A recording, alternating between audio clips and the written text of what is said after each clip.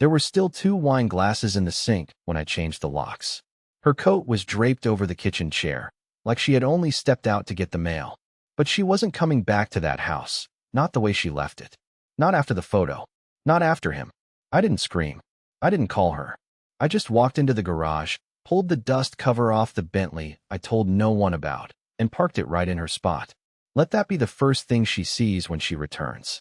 Let that be the first thing that tells her she doesn't live here anymore. 12 hours earlier, she'd posted the picture. Not in stories. Not hidden in a group post. A full frame, front and center, public upload. Her in his arms, smiling like I hadn't just warned her the night before. If you keep seeing him, I'm out. She replied, without looking up from her phone. You've said that before. I hadn't. But I said nothing after that. She left for her girls' night. 20 minutes later, wearing a dress I hadn't seen before and perfume I definitely hadn't bought her. She didn't kiss me goodbye. I stared at the door for a long time after it closed. I don't know why. Maybe I expected her to come back. She didn't. By the time she uploaded the picture, I was already halfway through a bottle of whiskey and an entire playlist of songs I hadn't listened to since college. I zoomed in on the image like some deluded detective. The curve of her shoulder against his chest, his stupid leather necklace, her fingertips barely touching his stomach. He didn't even hold her properly. He held her like something he'd won. And she let him. I laughed.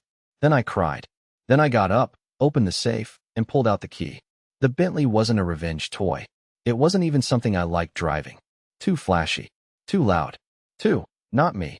But it mattered to him. He once told her, loud enough for me to hear at that backyard barbecue last summer. Real men drive power, not patience. That was the moment I knew he was after her. And the moment she let him be. The next morning, the sun was high when she pulled into the driveway. In his car, no less. She didn't notice it at first. The Bentley. The locks. But when she reached for her keys and nothing turned, when she looked up and saw the reflection of that deep black luxury beast in the bay window, she froze. When she walked around it, checking the plates, checking the driveway number, trying to piece it all together, she saw me, standing in the doorway, silent, holding a box, her name on it. No expression on my face. Not anymore. She didn't say anything at first. Not a word. Just stood there frozen on the front step, like someone had paused her life mid-motion. The look in her eyes wasn't shock, not exactly. It was something colder. Like her brain hadn't caught up to the scene in front of her, but her instincts knew something had shifted. Deeply. Permanently. I didn't move. I didn't open the door. I just held the box. Not heavy. Just a few things she always claimed were hers. Her mother's necklace, her favorite records, a journal she kept hidden behind the headboard like I didn't know it was there. I'd read the first page once. That was enough. After that, I never touched it again. She finally took a few steps forward, eyes flicking from the Bentley to the lock, and then back to me. Wendell, she said, her voice half a question, half a demand. What the hell is going on? I could have given a speech. I could have laid it all out. The lies, the silence, the way she pulled away one smile at a time until I was just a man eating alone across from a ghost. I could have told her about the nights I sat in the driveway with the engine running, thinking about whether to leave or sleep there just to avoid crawling into a bed that stopped feeling like ours. Instead, I said calmly, "You saw the post." "I saw the post. So here we are?" Her jaw clenched. "You changed the locks?" I almost smiled. "That's what you're opening with." The wind picked up a little. It carried the scent of her perfume, the one I used to love, lavender and citrus. Lately, I could hardly stand it. I wondered for a second if she'd worn it for him last night, or if he preferred something else on her now. That thought disappeared quickly. I wouldn't give it room to grow. "You don't get to make decisions like this," she snapped, stepping closer. "This is still my house." "No," I replied. "It was our home. You made sure that stopped being true the moment you chose him." She scoffed, laughed bitterly. "You gave me an ultimatum over a coffee date. Don't act like I cheated." Now I did smile. "You didn't just drink coffee, Cambria. You drank the whole fantasy. And then you posted it." She opened her mouth to fire back, probably another twisted explanation rehearsed in her head. But before she could speak, I tossed her the keys. Not to the Bentley. To a rental car I had delivered for her, parked across the street. I didn't want her near mine. "I packed everything that's yours. Everything I paid for, you don't get to keep. You want to fight over it, get a lawyer. but I'd advise you to check the prenup first." Her face dropped. She had forgotten. Or maybe she thought I had. I stepped inside and closed the door. No slamming. No yelling. Just a quiet click that sounded more final than any scream. A second later, through the glass panel, I saw her reach for the Bentley's hood like touching it might explain something. It wouldn't. Because the car wasn't the real power play. The silence was. I didn't watch her leave. I made coffee instead. Black. No sugar. Just the way I used to drink it before I started sweetening everything to match her preferences. I stood at the kitchen window as steam curled up from the cup, watching the wind shake the branches of the oak tree I planted 5 years ago when we thought roots would save us. I didn't feel triumphant. I didn't feel free.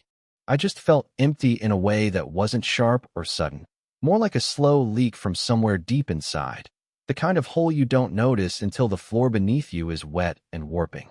But beneath that, buried under the years of compromise and quiet betrayals, was something else clawing its way up: clarity. She had laughed when I gave her the warning. "If you keep seeing him, I'm out." She didn't believe me.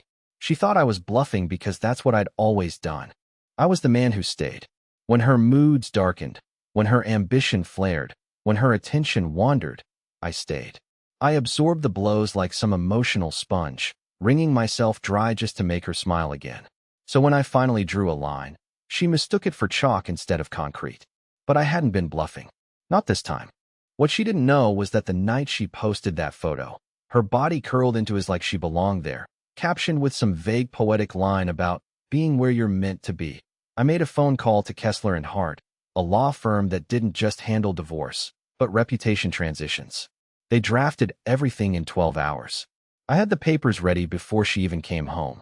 They also advised me on how to isolate assets, freeze joint accounts legally, and reallocate what I'd need to begin untangling the life we built without her taking half of it for the ride.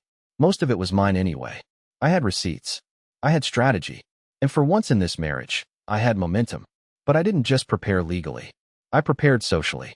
The version of me that Cambria knew, quiet, tolerating, background furniture Wendell.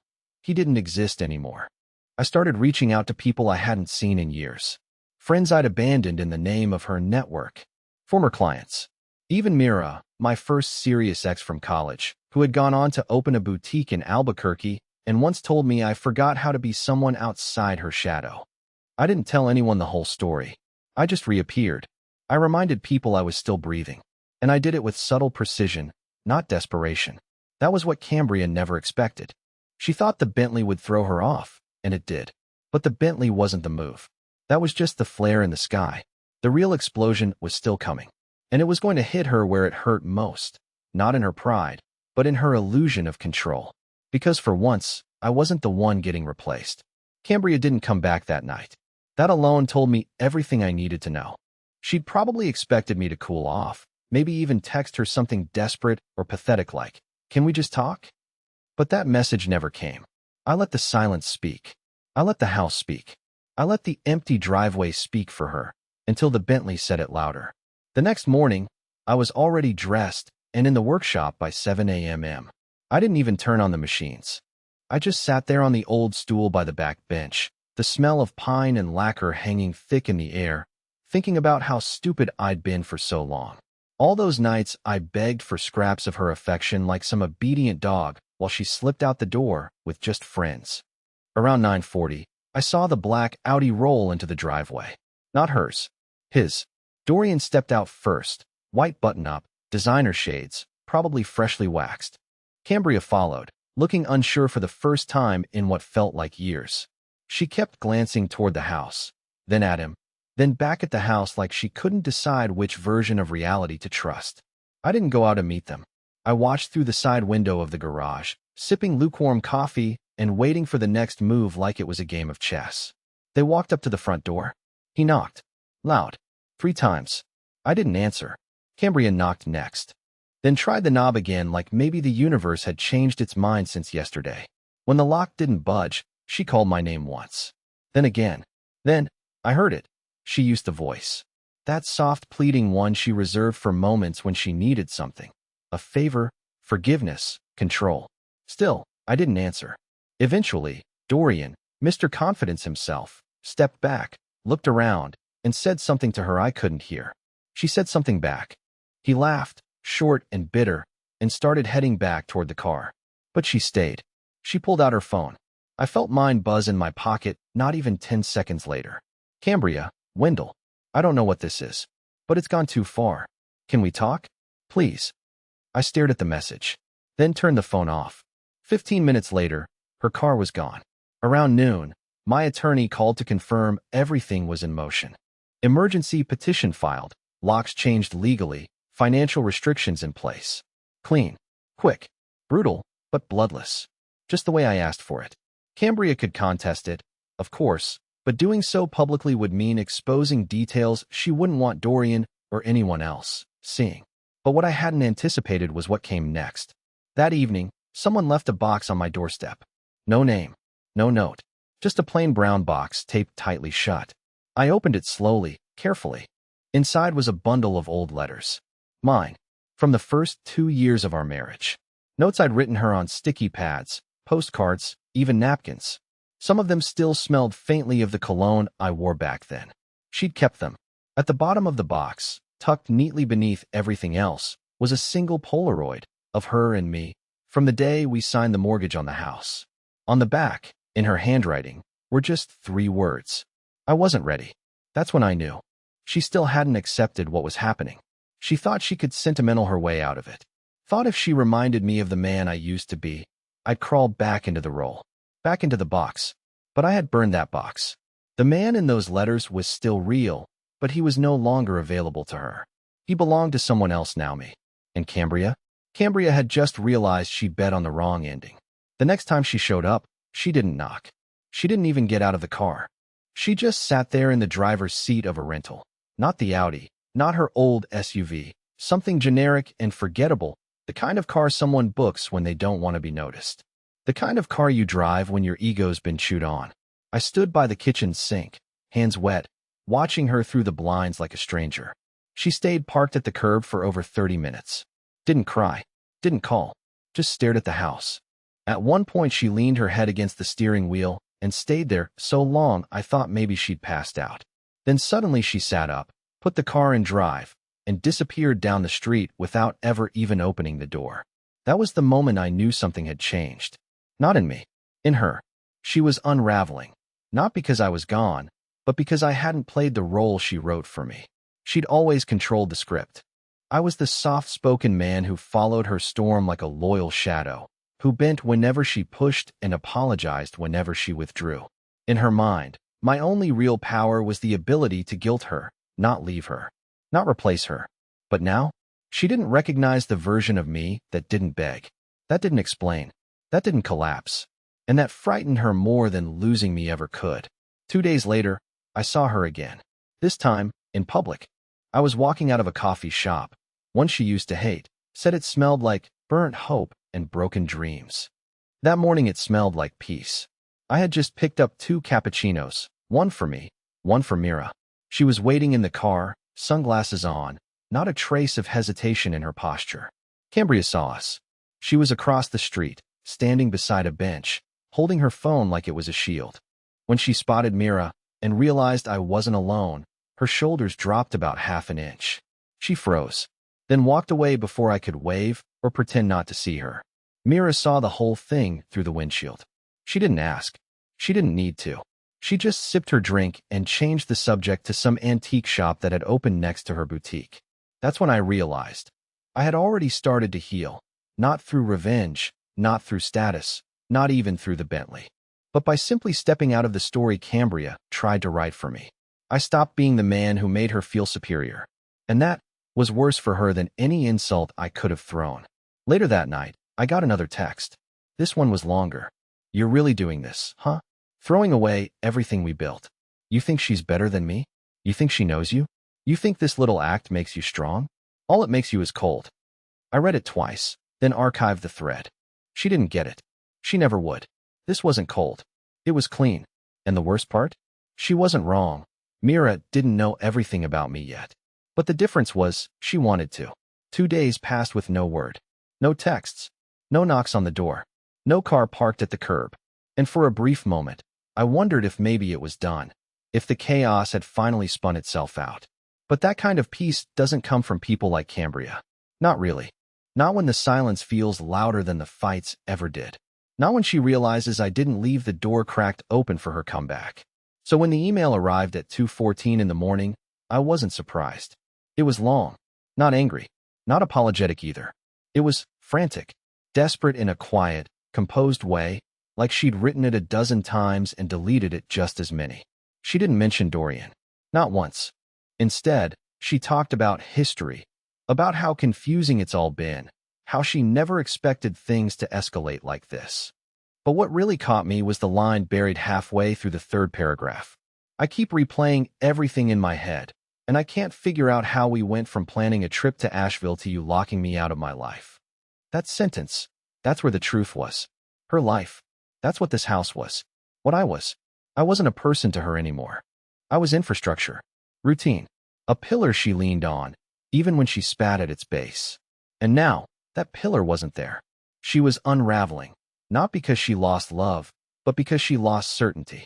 That same day, my attorney forwarded me a copy of a request Cambria had submitted through her lawyer. Not a formal challenge. Not yet. Just a vague, oddly worded inquiry about reconciliation options and mediation preferences. It read like someone trying to fish for weaknesses without showing their own cards. But I didn't respond. Neither did my lawyer. We didn't need to. I knew she wasn't ready to confront what she'd really lost. Because it wasn't about the house, or the money, or even the Bentley. It was the version of me that she could always manipulate.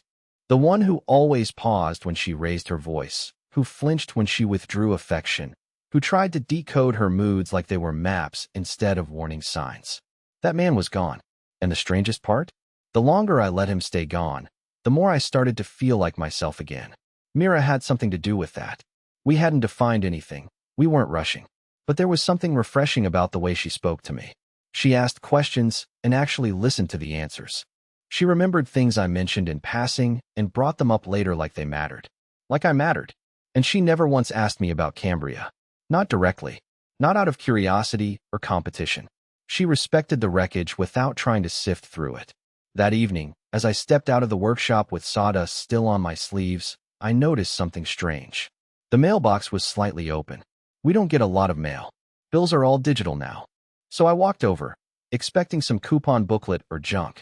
Inside was a small envelope with no postage, no name.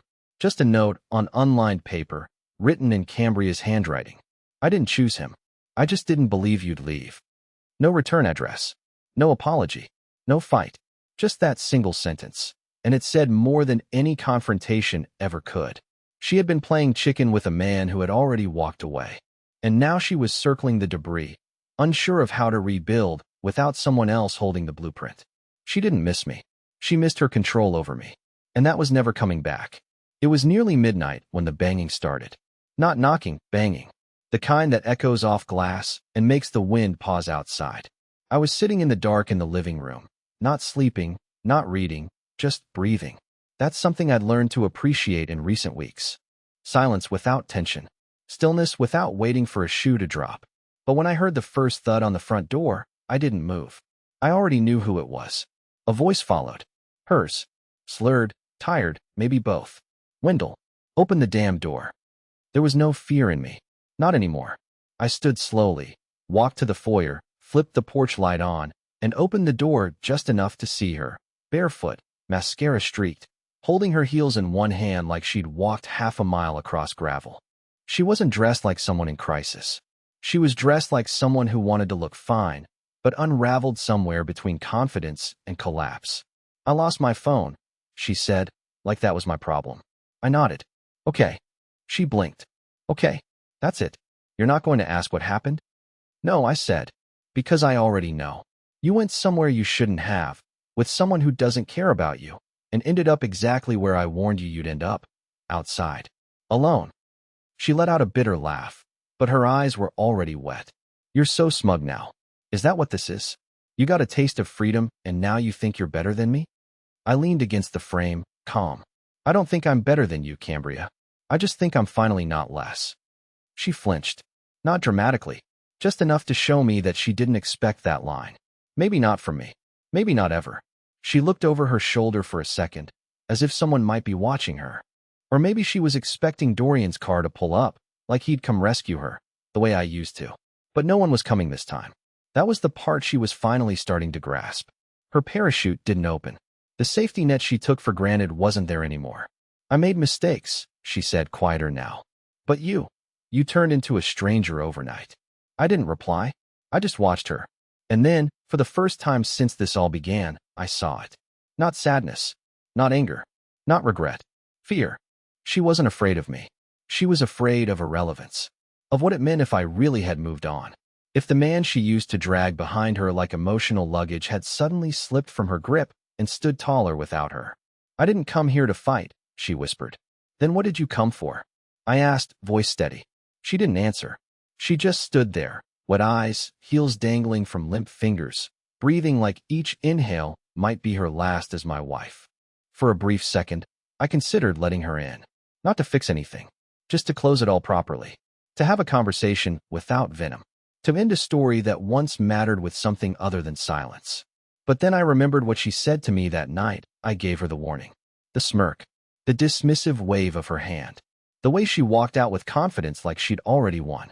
And so, instead of opening the door, I handed her her old phone, the one I found in the drawer after she left. I had kept it in a box with her spare charger and her earrings, in case she ever asked. She never did. I stepped back and said the words I never thought I'd have the strength to say. You don't live here anymore, Cambria. Not in this house. Not in my head. Not in my future. Then I closed the door and locked it, not out of spite, but closure. She stayed on the porch for another 10 minutes. I never looked through the peephole. I didn't need to. Some ghosts are best left outside. She didn't come back again after that night. No more emails. No texts. No late-night visits. I think she finally understood there was no door left to knock on. Not literally, not emotionally. And for the first few days after, I half expected a storm. A legal push. A dramatic letter from her lawyer. Something. But it never came. Cambria disappeared the same way she used to enter a room. Quietly, like nothing had changed, even when everything had. And just like that, the silence wasn't tense anymore. It was real. Pure. Mine. For the first time in years, I started noticing things. Noticing how the morning light hit the kitchen table, not because I was waiting for her to sit across from me, but because I enjoyed the warmth on my own hands. I started filling the fridge with what I liked, not what she dictated. And somehow, even grocery shopping became a small act of reclaiming. I went back to the workshop with a different energy. My hands were steadier. My lines were cleaner. I stopped rushing. Clients noticed. Orders increased. And by some strange twist of timing, a boutique hotel in Colorado reached out after seeing one of my custom walnut tables in Myra's store. They wanted 6. I said yes without thinking twice. Mira and I, we didn't leap into anything dramatic. We didn't use each other as emotional life rafts. We just grew. We'd grab lunch on Sundays. Take long walks on Thursdays. We laughed a lot. She challenged me without trying to fix me. And one evening, sitting on the back deck watching the sun disappear behind the mountains, she said something I'll never forget. You wear peace better than pain. I don't know why that hit so hard, but it did. Because for most of my marriage, I wore pain like a second skin. It was the cost of keeping the relationship alive. I thought endurance was love. I thought suffering quietly was maturity. I thought staying, no matter what, was noble. But it wasn't. Leaving wasn't weakness. It was clarity. And somehow, life after Cambria became less about what I'd lost and more about what I'd made room for. My world didn't collapse when she left. It expanded. The Bentley? I sold it. Not because I needed the money, but because I didn't need the statement anymore. I didn't need to prove anything. My silence said enough. My healing said more. The house. It's quieter now. Simpler. There's a new rug in the living room. A dog bed in the corner. Her scent is gone, replaced by cedarwood and clean linen. And sometimes, when I walk through the hallway at night, I pause and realize. It feels like mine.